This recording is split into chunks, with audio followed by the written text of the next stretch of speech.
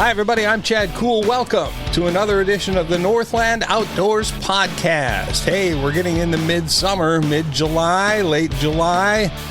You know, the walleye fishing this time of year, for a lot of us, gets pretty tough on most of our smaller natural lakes, but there is a place not far away where the bite actually gets better as the summer gets hotter, and I'm talking about Minnesota's beautiful Lake of the Woods. And Joe Henry from Minnesota Lake of the Woods Tourism, the tourism director, is going to join us today to talk about what's going on the big lake, the transition bite to the big mud flats out there, and what kind of gangbuster bites you could have if you head up to Lake of the Woods, and also some great tactics and tips about open water walleye fishing. So it's a tremendous conversation with Joe coming up.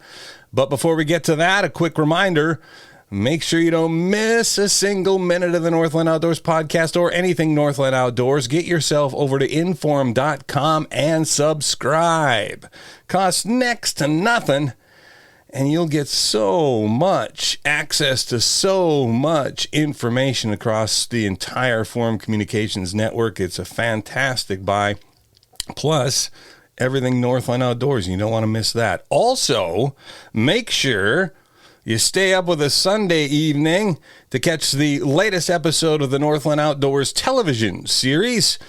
After the news on Sunday night on the WDAY North Dakota ABC network. That's DAY, DAZ, KBMY in Bismarck, KMCY in Minot, and KSFL TV down in Sioux Falls. So all my South Dakota friends, make sure that you tune in. I got another great, fantastic episode for you this week. So watch that 10 o'clock news and then stay tuned for Northland Outdoors TV Sunday night, 10:35. And we will see you there. Now, without further ado, let's join my good friend Joe Henry to talk everything summertime walleyes on Lake of the Woods. There are very few people who know more about what's happening up on Lake of the Woods. In fact, probably nobody than this guy right here. Executive Director of Lake of the Woods Tourism, Joe Henry, joins us. Joe, welcome. Hey, Chad, how you doing, buddy? I will say this. I'll preface that opening statement. You know, I might be pretty dialed in on what's going on and have a lot of feelers out there and have a pretty good network, but I'll tell you what, man, we got some, out of fairness, as far as fishing goes, we got some guides on our lake, charter captains and fishing guides that they are so good. I mean, I watch, I learn when I get the opportunity, I ask questions, you know. There's some people that are just really dialed in. They just know. I mean, as an example, I saw a Snapchat recently from a guide. And he was fishing one area of the lake where he caught him the day before. They limited out for a charter boat, 6 customers. Huh. And they went up there and the bug hatch was happening and they fished for a few hours, marked fish. They weren't catching them. So, you know, he had the confidence just to shift, go on the whole other side of the lake, find some fish, fish them, and ended up with a cooler full of fish. You know, it's things like that I kind of put in my back pocket and I always learn from, if you know what I mean. Absolutely. Well, here we are. Mid-July, so we are well into the heat of summer. What's the report? How are things going up on the big lake? Fishing is really good. Fishing is really, really good. And, you know, our fishery is healthy, and that makes all the difference in the world. You know, talking to our, you know, we're considered a large lake in Minnesota, so we have people that are dedicated full-time to our large lake as far as doing studies and biological reports, test netting, creel surveys, seine netting, electroshocking, things like that. And all that information over the years tells a pretty good picture. And, you know, we got everything from little walleyes that are entering the systems, recruiting, as they'd say, all the way up to a lot of big trophy walleyes that are over 30 inches and everything in between. So the healthy fishery helps. Lots and lots of walleyes help. And our fishing this summer has been excellent. It's been very, very, very good. Well, you mentioned big fish. The Minnesota Tournament Trail was just up there. And last week, 10-pound average, Joe, for 5 fish. Isn't that something? It's, you know, I mean, I go back to the mid 90s when we first started going out to Lake Erie, and, you know, we do we'd have tournaments out there. And you'd be just amazed. You'd be a 9 to 10 pound average of fish, in Lake Erie type numbers. And this is Lake of the Woods, and it took a 10 pound average, basically. Well, and I'll tell you this. So to your point, now here's the deal. Whenever I bring up Lake of the Woods, the walleye capital of the world, I get some pushback from our friends out on Lake Erie. There's always a few people that either don't like our Facebook post or they have to comment on it. And I love Lake Erie. I got my captain's license on Lake Erie. I fish a captain's tournament on Lake Erie every summer. So I love Lake Erie. Lots of friends that are charter captains. And, when we call ourselves the walleye capital of the world, that's with good reason, but also with respect to other lakes. Now, I will say this, as we speak, when you look at tournaments going on in Lake Erie and tournaments going on in Lake of the Woods, and I think you know this, where are the bigger bags coming from? All right. They're coming from Lake of the Woods. Overall, for a five fish average, we're averaging a much bigger weight than they are in Lake Erie right now. Now, Lake Erie, out of fairness, has millions of walleyes, everything else, blah, blah, blah. They do, and it's incredible fishing, incredible. Yep. But I mean, as far as big fish, Chad, and part of that is, number one, we have the big fish gene. Part of it is we have a variety of forage. So if there's ever one forage that's down one year, those fish can still chow on the other 10 forages that are available to them. And then we also have tulubies.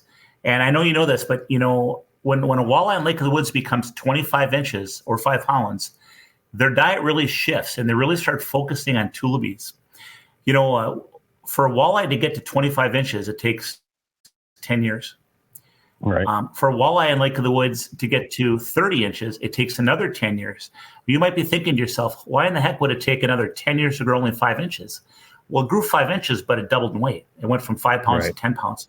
So, we have a lot of big walleyes. And, the other thing is we got a slot limit, 19 and a half inches to 28 inches. You got to let them go. And that's for sustainability reasons, for spawning. Let those breeders go back and keep your eaters under 19 and a half inches. Those are the best eaters anyway. And, having that slot limit puts those big fish back and gives them that chance to get over 30 inches. Really helps. Yeah. And a tulibee is a big fish forage because it's fattier, it's oily. It really provides all those calories. When you have a good tulibee population, that's a good recipe for big predator fish, no doubt about it. So how are we getting them now as we move into later part of July and August? Are we out on the main basin now, or where are we at? Yeah, you know what? I would say a couple things. First off, not every walleye in the system is doing the same thing. So right. A lot of our walleyes, big numbers of walleyes, are out on that deep mud basin called Big Traverse Bay. For folks that don't know Lake of the Woods real well, we always try to break it down into 3 areas. The first area is the Rainy River, and the Rainy River feeds Lake of the Woods. There's 42 miles of navigable river from the mouth of the Rainy all the way to Birchdale, Minnesota. 42 miles that you can fish. The second part of Lake of the Woods is Big Traverse Bay, and that's the big open water of Lake of the Woods. That's about 30 miles north-south by about 25 miles east-west. The deepest spot on Big Traverse Bay is 38 feet deep. So really the whole basin is prolific with life. Right now, in the summertime, this is a common pattern.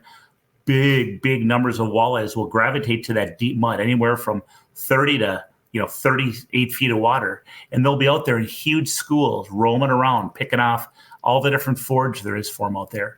And that's one of the reasons why this time of year, either pulling spinners out in that deep mud or trolling crankbaits with lead core or downriggers or snap weights, or even just simply a 4-ounce bottom bouncer with a 6-foot piece of mono or fluorocarbon and a shallow diving crankbait will get it done. And basically what you're doing is you're presenting the lures down where most of the fish are, and then covering a lot of water, and of course getting that reaction bite from a good crank.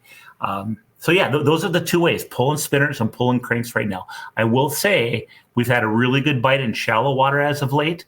For a while there, it was anywhere from 5 to 10 feet of water. Right now, I'd say it's more like 8 to 15 feet of water. There's a good bite. Those bites happen, Chad. Sometimes there's shiners spawning. Sometimes there might be a bug hatch in shallow versus out deep. But nonetheless, most of the fish are out deep over that mud. That when you're talking about a 30-mile by 25-mile piece of water, that is not something that most anglers are used to tackling, and it's pretty featureless. So give us an idea. How do I find these fish out there? Are there so many that we can find them? Is it my electronics that I need? What am I looking for? If I wanted to get out on Big Travers today and start looking for walleyes, what would I do? Because I think for a lot of people, it would be like, I have no idea, where to start even. Well, and it's big water too. It's intimidating, right? So, you know what I would do? I would, first and foremost, I would check out some fishing reports. I would look at Lake of the Woods Tourism puts out a fishing report every week. I would start there. I would look at some resorts to see if they have any info. If you're staying at a Lake of the Woods resort when you come up, I would check with that resort owner or some of the guides and say, hey, I'm staying with your resort. I got my own boat. You know what? Could you get me started? Give me an idea of what the fish have been doing. When you get on the water, I'm always observant. So, if you see 10 charter boats out in a 5 mile square or 2 mile square area, there's going to be fish there. And don't crowd the charter boats, but you don't have to in Lake of the Woods. There's so much water and so many fish. At least there's some life over there. You can get near them and just get on the edges, whatever. I think the other thing is watch your electronics. When you're driving, you're out in 30, say 35 feet of water. You're out driving, and there's really virtually no weeds out there. It's pretty easy to mark those fish. Sometimes those fish are belly to the bottom, and you can't mark them. But a lot of times there's at least a few fish that are off the bottom, and you'll see life. You also see clouds of bait. And, when you get to those areas, start fishing them. I'll give you a good scenario. I was fishing here over the 4th of July, and we got north on the basin, and we were fishing up there, pulling spinners. And we marked the heck out of the fish in 3 different spots up there. The fish were there. But the water was kind of like chocolate milk. The wind had blown from the south a couple of days, and the water was just dirty. By early afternoon, we only had 2 fish in the live well. I mean, it was just crazy. We could mark the heck out of the fish. So we made a change. We went to the south end of the lake, talked to another guide who had been fishing the south end. And, like the story goes, you always have to go across the lake, right? Well, we went back to the water that we'd already driven over. The water was much cleaner. Marked some fish, dropped our spinners down, pop, pop, pop, pop, pop. I mean, it was fast. Well, there again, just making that slight adjustment. But the point of it is, there's different schools of fish in that basin roaming around. You don't have to everybody be fishing the same school. Watch your electronics. Be observant. I know some people that really, even though it's 30 feet of water, 35 feet of water, they really believe in watching the birds. Where are the birds landing? Where are the birds at? Sure. You watch those. In some cases, you're watching the hatch. In some cases, a hatch will pull fish to it if it's not a real big hatch. And that's the place to fish. I was fishing in May, and there was a small hatch going on. There weren't mayflies in May. It was a different kind of bug. I don't know what kind they were. But there was a hatch going on in this rock pile. And there was 3 rock piles I like to fish in a row that come up to about 6 feet. All the fish were on the 3rd rock pile. And that's where all the carcasses were. So in that case, the hatch was drawing fish to it. And we caught walleyes, pike, and big pike, like 42-inch pike, and smallmouth, all in that same spot, pulling crankbaits through the bug hatch. So it's interesting. You watch. If there's too many bugs, and there's bugs in your screen on your graph, and you can see the larvae coming up from the mud, and you're pulling through walleyes and not catching them, maybe you want to move. Maybe you want to move to a rock pile where there's not as many bugs going on. Maybe you want to move to another part of the lake. Maybe you want to try a different technique. But that's kind of what you do in Lake of the Woods. And thankfully, there's millions of walleyes and a lot of saugers, and that helps. Yeah. Pulling spinners is a tactic that's been around a really long time. And I think a lot of people don't, can kind of look at it like, pulling spinner, big deal. But I know that you're pretty good at it. And I know there are some subtle things that you like to, leader lengths and weights of your bouncers. All of that is really important. Speed and so on, is it not? Super important. In fishing, whatever you do, a lot of times it's little things that make the big difference, right? The nuances. And, I do a lot of seminars on pulling spinners. And the reason I'm so dialed in on pulling spinners is because it freaking worked, man. It's so good. When I started getting dialed in on pulling spinners is at one point in my life, I was considering flipping the switch and becoming a pro walleye angler. So I fished as an amateur on the PWT, the Professional Walleye Trail. And while doing that, when I would fish with a different angler every day for a 3-day tournament, pro angler, I noticed how much of the time these pro anglers were pulling spinners and crawlers for walleyes. It could be on a Great Lake, it could be on a river, it could be stained water, it could be clean. clear. It could be in a river system, in a lake system. Didn't matter. They were pulling spinners all the time. And I thought, man alive, I'm back from central Minnesota. I pulled spinners once in a while, but not like that. I came back to some of the lakes that I fished around central Minnesota a lot. They get a lot of pressure. And I started pulling spinners, and my catch rate of walleyes went way up. Then when I started fishing the Minnesota Tournament Trail, I started pulling spinners on these good walleye lakes like Lake of the Woods, Winnie, Mille Lacs, Big Stone. Some of those are lakes that we fish a lot. Tell you what, we lit them up, and just been getting better and better at it as time goes on. Now when I guide, if I guide every once in a while, not very often, but when I do, you know what? I pull spinners. It's easy for customers. It's an easy way to catch fish. And I'll tell you, you asked about nuances. Chad, I'll tell you, I love a 2-ounce bottom bouncer. I'll tell you why. Yeah, people might say, geez, that seems kind of heavy. Not at all. It's all what you're used to. In the ocean, they're using 5-pound weights for different kind of fishing. It's just all relative. A 2-ounce bouncer, when you're pulling that spinner, you want to pull that spinner at about 1.25 miles per hour. You want a 45-degree angle. If you get way behind the boat, like you're pulling a crankbait with a lot of line let out, you'll get more snags, you'll get more weeds, you won't catch as many fish. You want that 45. You want to be able to touch bottom and just keep your sinker off the bottom. You don't want to drag the mud or touch the rocks or weeds or sand or whatever. You want to touch it and just keep it off. Know you're down there. And then, of course, it's nice with a 2-ounce bouncer because if you're pulling in 5 feet of water on top of a sunken island or a shoreline and you want to hit that break to see if there's any living down that break, you can, with a 2-ounce bouncer, you can fish that successfully down to 30, 35 feet of water and maintain a real good angle, a real sharp angle like that. 2-hook harness usually on my crawler harnesses. I like to hook that first hook of the harness into the head of the crawler right in the very front. I don't want too much of that worm in front of that front hook, Chad, because that crawler harness will spin. I don't want that. I want this thing to shake, not spin. I straighten that worm out between the 2 hooks, hook the second one usually by the band of the crawler, make sure that's straight. And then what I do is I have about 2-3 inches hanging off that back hook and I pinch it off. You know what? They're still going to hit it. You got the scent, you got the action, but this way you're going to get that hooks into the walleye's mouth more often rather than the walleye grabbing that back tail and never eating another bite and you set the hook and you miss them, Just a few things. If you just go at 45 degrees, 1.25 with a 2-hook harness and a crawler, you'll catch not only walleyes, but pretty much everything that lives in the lake.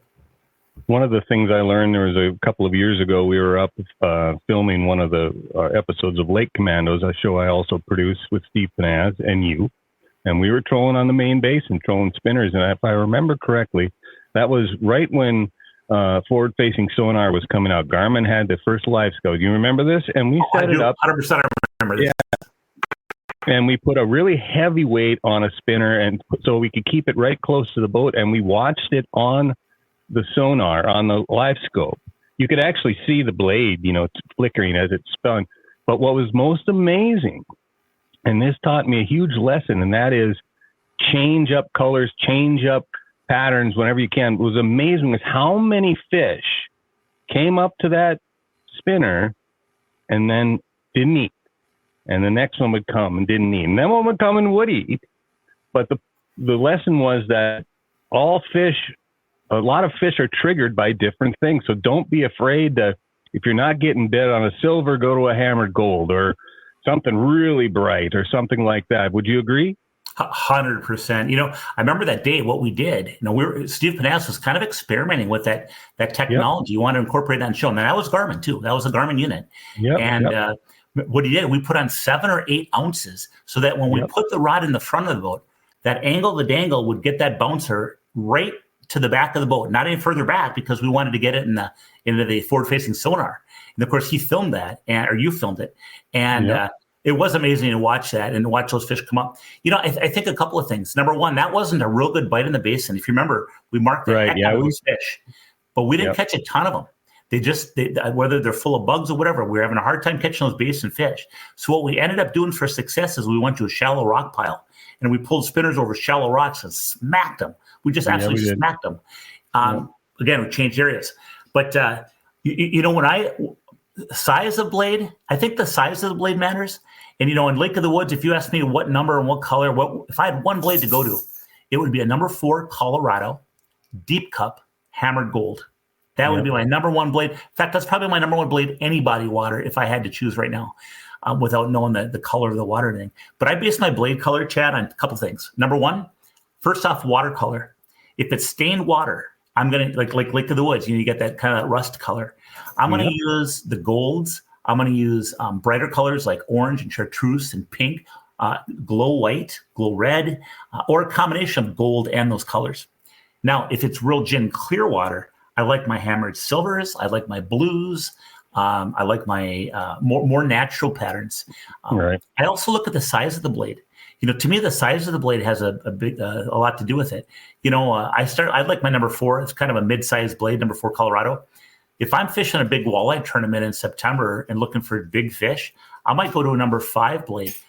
Rather than thump, thump, thump, thump, thump, thump, thump, you're going thump, thump, thump, thump, thump. To me, that kind of reminds me of a little bit more of a tulubi tail, a little bit bigger fish, a little bit bigger bait fish.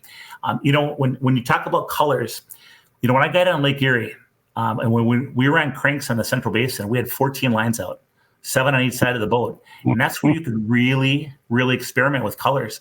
And it was amazing as that sun would start coming up, I'd put out 4 of the same colors that were popping and then 3 random colors in case that first color died off. And they would be snapping. Out of 7 lines, you'd catch fish on those 4 of the rods that had the same color. They wouldn't hit nothing else but that forest. Boom, boom, boom. And all of a sudden, as that sun started coming up, as that sun comes up, that changes the colors under the water. Sure. So what ends up happening is all of a sudden, fried chicken, let's say the color fried chicken wears off. And all of a sudden, boom, blueberry muffin fires. So I changed 4 to blueberry muffin. Well, you get them on that for an hour and a half. And all of a sudden, boom, blueberry muffin starts driving. And then you get them on Dr. Kevorkian. Well, Dr. Kevorkian's black with skull and crossbones, Yeah. But my point is, that's how I realized that, okay, colors aren't just to sell anglers on buying new lures. There's actually something to this color thing. Yeah, you've been in a boat before with other people experimenting. And that's also where I say, when you go fishing, whether you're cranking or whether you're pulling spinners, start out with different blade colors. Start out with different crankbait colors with your partner. Or if there's other people, go 3 colors if there's 3 people. But try different things until those fish tell you that day what they want. I thought you were going to bring up the color monkey puke. That was always one of my favorite Lake Erie colors. What are some other ones? I don't know, but those guys out there come up with the best color names anybody ever came up with. No, you're right. It's just and that's the fun part about it, Joe, is experimenting, and especially if you have multiple people, trying different things and all of that kind of thing. So don't be intimidated. The other thing I was going to say, though, and I think it's a great idea because I've done it before myself. And if you're going to a lake the size of Lake of the Woods for the first time, especially if you're staying at one of the resorts, get on a launch for the first day that you're there or hire one of the guides. I mean, it is such an easy and you're going to save money in the long run by spending one day with somebody to kind of show you around and show you how things are done. And then, you can get out there in your own boat and just feel a lot more confident, in my opinion, anyway. Well, and I would say this too. One thing about Lake of the Woods, as an example, Lake of the Woods charter boat. So we got small boat guides up there that'll take in their 20-foot, boats, and then we got charter boats. And if you go on a charter boat, if you go on a small boat, you rent the whole boat, whether it's you or 2 or 3 other people. If you go on a charter boat, especially along the Rainy River there, but also other places, what they'll do is you only pay for you and whoever else goes with you. You don't have to pay for the whole boat. They'll combine groups together. Well, now all of a sudden you're paying just your share, and you're going on a charter boat with a professional guide who's been on that lake numerous days every single week. They know the patterns. They know what the fish have been doing. They're networked with other guides, and they're gonna. What do they say, Chad? 90% of the fish are in 10% of the water. And when you got 30 miles by 25 miles, wouldn't it be nice to have a head start to give you at least an idea of where those fish are hanging out? Yep. No, it's perfect. And it really, if you're there for a week, one day doing that, and that week, I guarantee is going to be 100 times better than if you have to spend half the week trying to learn things and then catch them. So the walleye obviously gets top billing, and we love our walleyes in Minnesota, and why not? And Lake of the Woods is the walleye capital. But I can't let you off without, you already mentioned the 42-inch pike. Yeah. I think what people don't fail to remember sometimes is it's such an amazing multi-species fishery. I mean, I was there the year after we did our Lake Commandos piece. I was up there on another shoot, and we were on the main lake and caught a 63-inch lake sturgeon, pitching for smallmouth. It's just an incredible multi-species fishery. So there's always things you can do. Like you get a big blow, there's still plenty of stuff to fish for. Zipple Bay, crappies, and pike. There's just tons you can do. Don't tell them what I said this, but every once in a while there's walleyes in there too. Or the river. There's never any walleyes in the river. No. In the summertime, they all go to the lake. There's nothing left in the river. No fish at all. None. I talked to. I remember Jim Kelkathan, former director of the Professional Walleye Trail. Jim told me, he goes, "Yeah, Joe, we went up on a fishing trip. We had some family and friends with, and one day it was just really blowing hard, really hard. We don't want to battle the big waves, so some of the guys just went to the bar naturally and played cards and had drinks and stuff, and that's fine. My son and I, we went up and down the river and we just pitched docks and feeder streams coming into the Rainy River and just spots that looked fishy. My gosh, we caught walleye, saugers, pike, smallmouth, jumbo perch, crappies. I mean, it was a heck of a day." And I said, "Jim, so many people think you can't fish walleyes in the Rainy River in the summer. Truth be known, maybe there's not as many as the lake, because some go to the lake, but there's always a resident." Chad, if we had only the Rainy River to promote, we'd have one heck of a fishery. Yeah, you'd be fine. We'd be fine. It's kind of cool. You mentioned sturgeon. The lake sturgeon season reopened again July 1st. So it's a keep season. If a person wants to go up and catch a sturgeon and keep a sturgeon, it's a $5 sturgeon tag you got to get, and it's got to be between 45 to 50 inches or over 75. You get one per calendar year, and but otherwise you can just go up there and just catch and release them too. And I just saw a post from one of our resorts. In fact, it was Marshall Monk from Lake Road Lodge. They went out sturgeon fishing, and they got a real nice one. They caught 5 others that were nice fish, but they weren't as big, and they had a nice day, and they hadn't done it since the spring. And I don't know this personally, but we spoke with on another show again a number of years. Keep referencing all these different things we film up there. There's a reason, by the way, we come up there to film things, Joe, as you will. And there's a hint for you people. There's a reason we bring our cameras up to Lake of the Woods. But we did a deal when they were netting and taking eggs with the sturgeon in the river in the springtime. And I'm going to blank on his name now, who is the DNR. Tom Heinrich. Phil Tillman. Tom. Absolutely. I think it was Tom. Anyway, he told us, he goes and gets one every year and cleans it. He says they're delicious eating fish, sturgeon. Yeah. So you can have your one, and one of these years I'm going to get one that I can keep. We were up there this spring. I couldn't get one small enough to keep. You caught a lot of sturgeon, didn't you? Oh, God, we just nailed them. It was a blast. Yeah, we caught some beautiful fish. Yeah, it was fun. So, yep, highly recommend. That was there's another, there's no real reason for any closed season on Lake of the Woods, because that was between the early walleye season and the regular walleye opener. And we went up there and just had an absolute blast catching 60-inch sturgeon, and so it is an amazing fishery. And before I let you go, Joe, any special things coming up? Events, stuff you want to talk about and make sure people know about? Yeah, we actually do have something special coming up. Kind of breaking news. I haven't let it out of the bag yet publicly. It's probably the first time I've spoken about it, but we've had a project that we've had going on behind the scenes where in the next week or so, there'll be wave buoys on Lake of the Woods.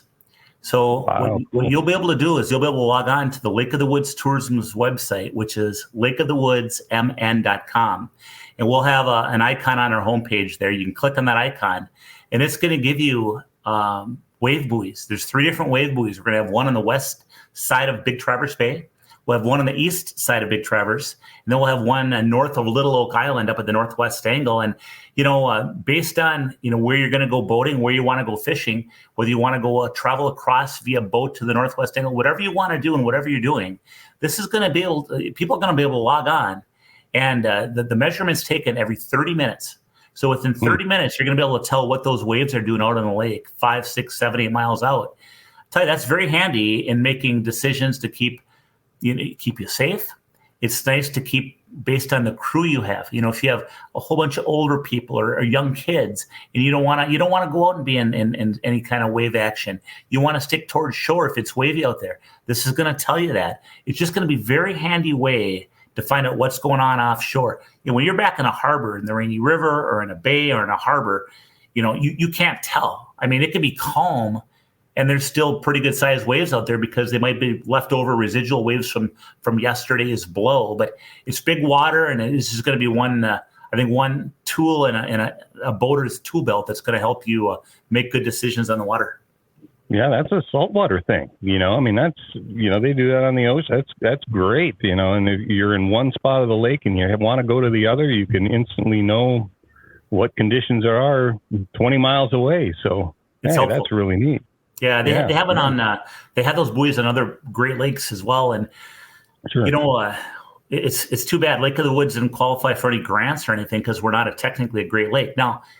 With 1 million acres of water and 65,000 miles of shoreline and 14,550 miles, we are the 6th largest Great Lake, but for the designation for different grants and things like that, we don't qualify. So we had to get creative in the way we did this thing, and we finally pulled it off. We had to go through a lot of permitting, go through a lot of different agencies, of course, but we did it. And, within the next week, those buoys will be out. Awesome. Well, I'm planning on being up here in the next couple of weeks myself, Joe, so I look forward to it. I can't wait. And I appreciate you so much for taking the time today and filling us in on what's happening on the big lake. And I encourage everybody to get up there and catch some walleyes. Tell you what, this is a time of year, man. The walleyes are consistent. We know where they're at. Other lakes is tougher. The weeds are up. There's millions of perch to compete with. I mean, it's go time on Lake of the Woods. lakeofthewoodsmn.com. It'll give you all the information you need and how to get a hold of folks and places to stay and everything else. So, Joe, thanks so much. We'll talk to you again soon. Thanks, Chad. All right. Thanks again, Joe. And thanks for all the great information. I'm telling you, if you want to go catch a lot of fish in the middle of the summer, head north, head up to Lake of the Woods and get out there, pull some spinners, pull some crankbaits, and don't just settle for walleyes either. There's all sorts of great fish in that fishery. So make sure you go to lakeofthewoodsminnesota.com and you can figure it all out from there. For now, I want to remind you once again to get over to inforum.com and subscribe. Make sure you don't miss a minute of Northland Outdoors or any of the information that's over there on the Inforum website. And another reminder quickly, make sure you tune in Sunday night, 10:35 on the North Dakota ABC Network and catch the next episode of Northland Outdoors Television. Until next time, I'm Chad Kuhl. Thanks for joining us right here on the Northland Outdoors Podcast.